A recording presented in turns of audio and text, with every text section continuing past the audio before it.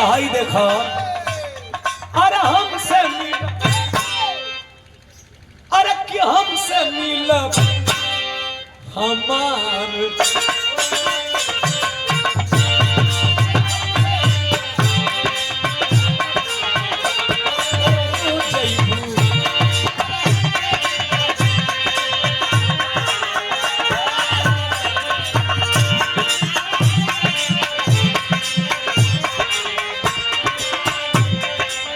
पार लेखक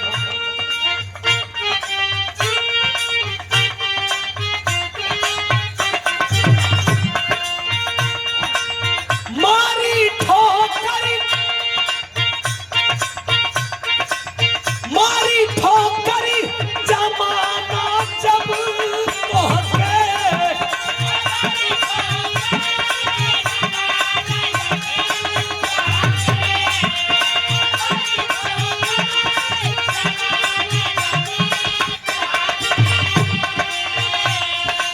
नथुनी भैया ई जमाना को लोग बड़ी बाउल बा ई जमाना को लोग बड़ी बाउल बा। बुल्लू गुरु जी कहत रहने बनले कसार बहनोई हो जगतिया में कोई नहीं अपने।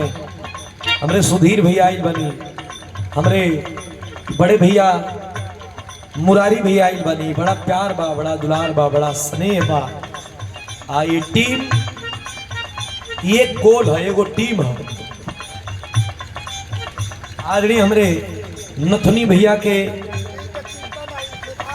बड़े आदरणीय गुरुजी और दुल्हन रानी के नाना जी, ये आपके द्वारा स्नेह आशीर्वाद 100 रुपया पुरस्कार दिया गया। कोट कोट प्रणाम है, दिल से धन्यवाद है। आशीर्वाद की कामना ता जिंदगी है। भैया लोग आई बने, ये प्यार बा, दुलार बा, स्नेह बा। आओ मास्टर तनी छुआ छुआ छुआ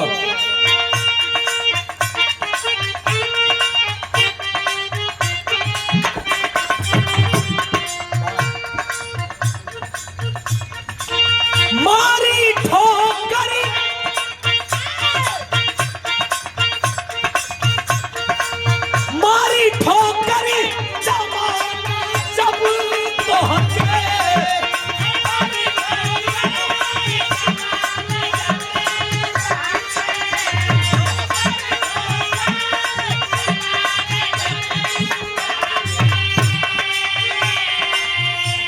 अरे मारी ठोकरी अरे मारी ठोकरी जमाना जब पहुंचे अरे हमारे घरवा के हार जईबू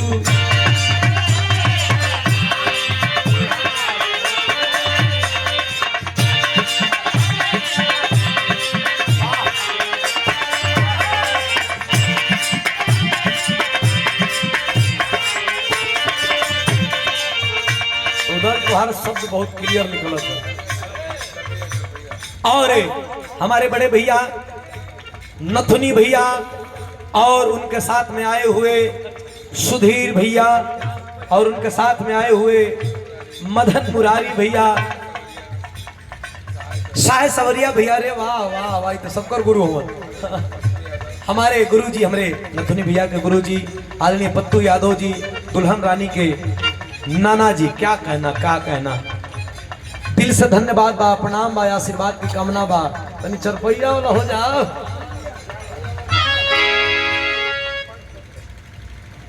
और आदमी हमारे मिलीनिया भैया चलिए हटा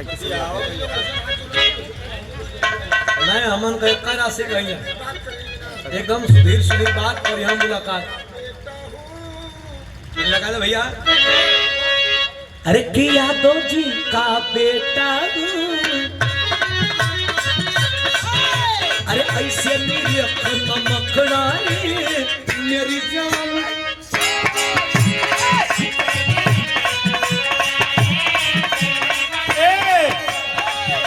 अरे छोरा जी छोरा तू लगता है रखना हम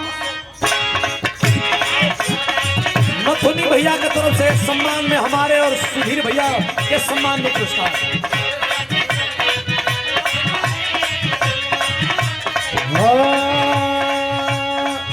तो हर पतली कमर तो हर तिरछी नजर जो कहे तो मैं तुझको देता हूँ।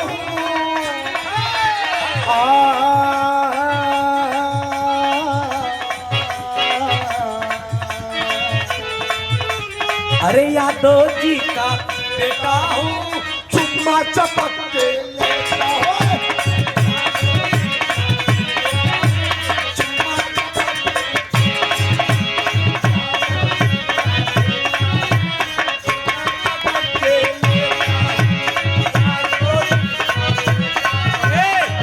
अरे आ गईले शुरू है बात। अरे आ गईले बहरा से सैया हो करी हमिया हिला। आ गईले बहरा से सैया हो चरपैया हिला।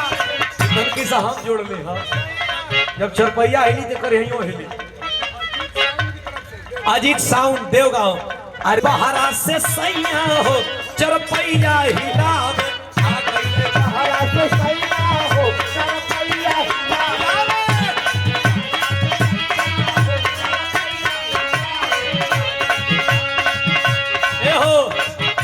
दरदिया बा कमरिया में दरदिया बा कमरिया में हरदिया पीस के।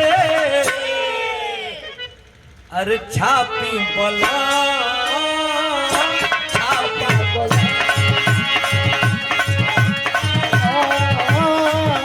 छापा दरदिया बा कमरिया में दरदिया बा कमरिया में छापी दा बलो छप